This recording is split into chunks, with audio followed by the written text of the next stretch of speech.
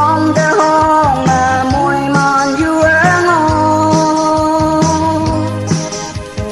họ chạy yo mà nàng ya khai đi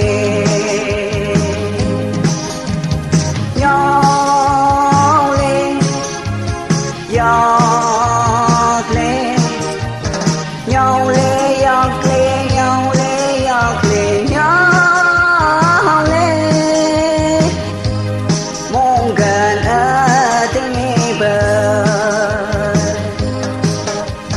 lên được vô nhau lên giúp nốt mai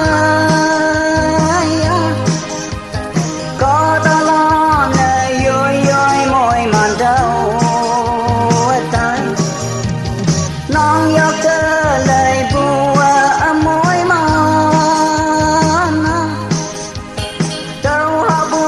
non lời los bo ấy nhau lên giọt lên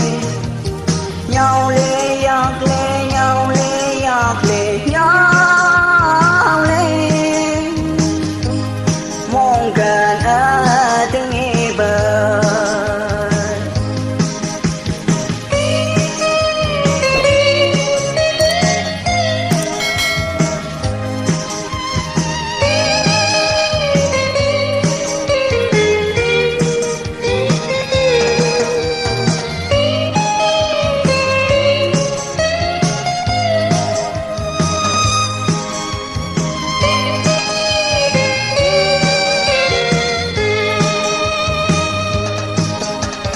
lâm như mơ phù ni nốt tê thâu do coi vẫn mơ vô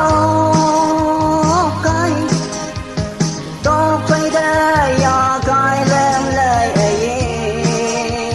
lời non si vu non ngồi chuyện tao nghe phù ya chê ya cái lên mơ nghe nhau lên giọt lên nhau lên giọt lên nhau lên giọt lên nhau lên mong gần